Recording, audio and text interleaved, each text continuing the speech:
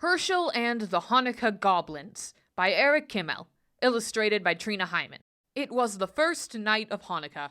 Hershel of Ostropol was walking down the road. He was tired and hungry. Nonetheless, his step was light. Soon he would reach the next village, where bright candles, merry songs, and platters piled high with tasty potato latkes awaited him. But when he arrived, the village was silent and dark. Not a single Hanukkah candle could be seen. "Isn't tonight the first night of Hanukkah?"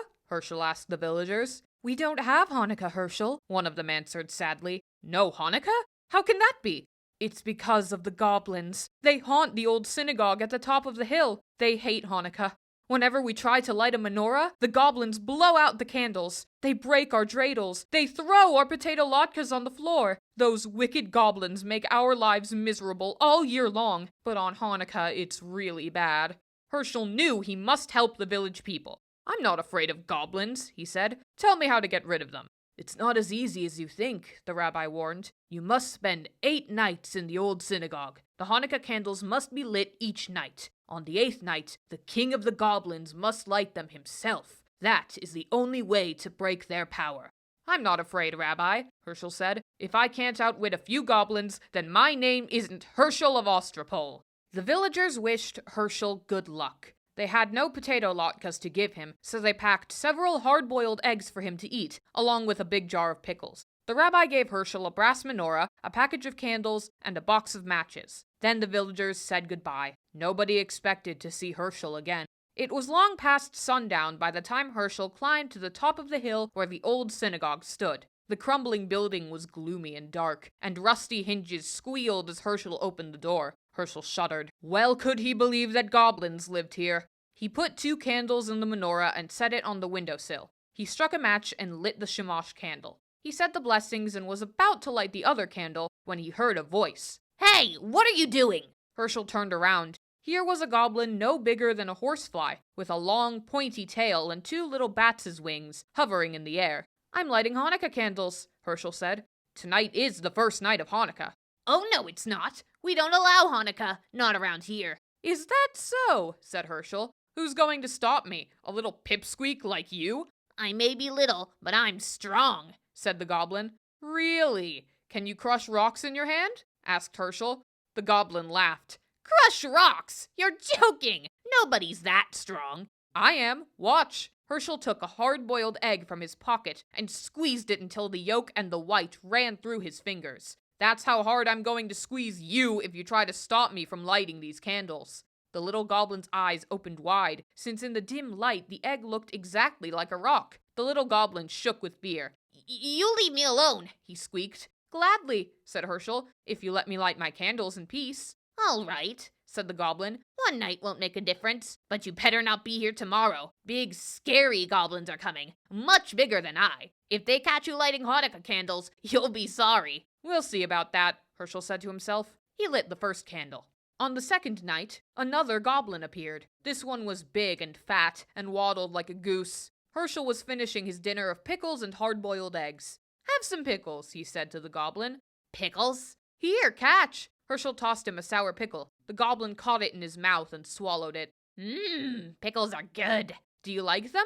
I have plenty in this jar. Take all you want." The greedy goblin grabbed as many pickles as his claws could hold, but when he tried to pull his fist out of the jar, he couldn't. "I'm stuck!" the goblin shouted. "You put a spell on this jar to hold me fast."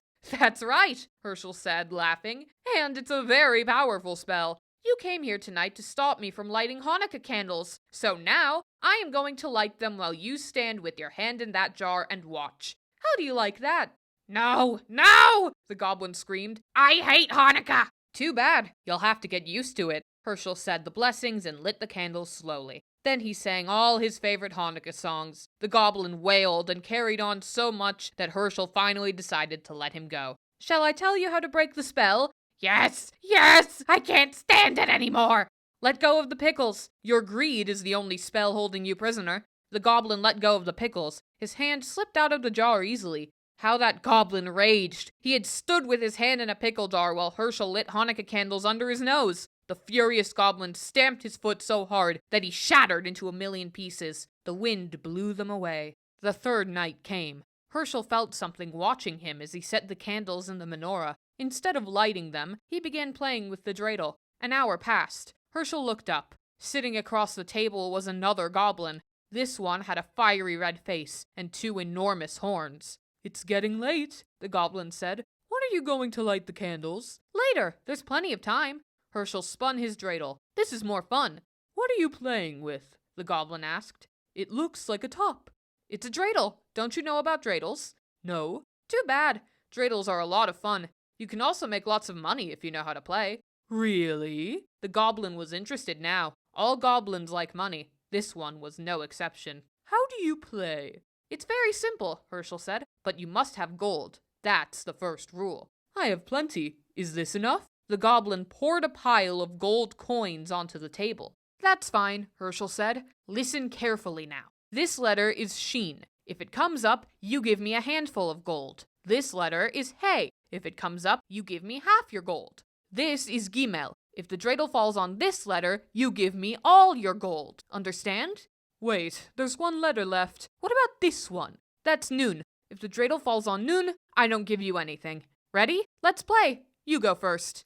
The goblin spun the dreidel. The little top whirled round and round. When it fell, the letter on top was Sheen. "Too bad," Hershel said, taking a big handful of the goblin's gold. "Try again. Maybe you'll have better luck." The goblin spun the dreidel once more. This time it fell on Hay.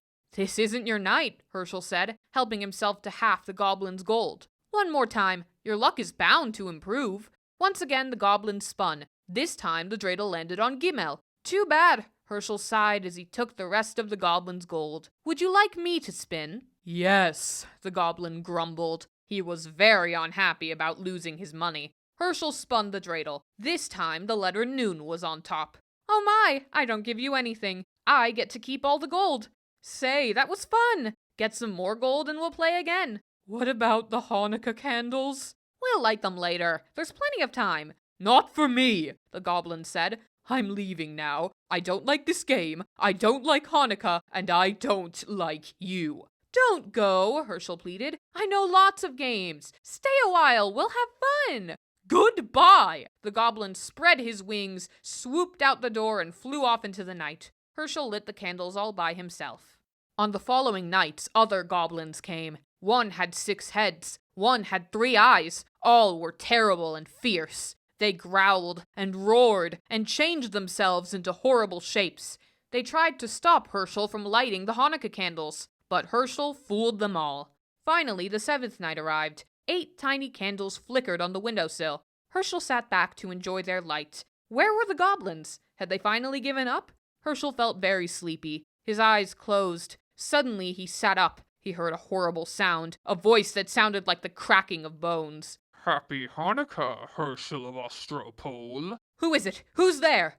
"Don't you know who I am, Hershel? Weren't you expecting the king of the goblins?" The voice rose to a hurricane roar. It ripped the shingles from the synagogue roof and shattered the windows. The Hanukkah candles reeled in the savage blast, but they did not go out. "You're too early!" Hershel shrieked. "You're not supposed to come until tomorrow!" The great wind died down. "Don't worry, Hershel. I am far away, but I have the power to see you and speak to you. Enjoy this Hanukkah evening, my friend. It will be your last. Tomorrow night I will come for you. You fooled my slaves, the other goblins. Let's see if you can fool me." Poor Hershel! What was he to do? The king of the goblins was on his way, and no power on earth could stop him. Unless... Hershel had an idea. It was a big chance, but he had to take it. It was the only way to save himself. And Hanukkah. It was the last night of Hanukkah. Hershel set the candles in the menorah, but instead of placing it on the windowsill, he put the menorah and the box of matches on a small table near the door. Then he sat down to wait. Night fell. It grew dark as pitch inside the gloomy old synagogue. Outside, the whole world lay cold and silent.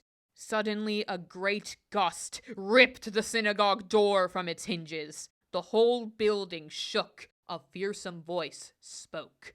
"Hershel of Ostropole!" Did I hear something? "It is I, the king of the goblins." Hershel laughed. Don't be silly. You're one of the boys from the village. You're trying to scare me. I am not a boy.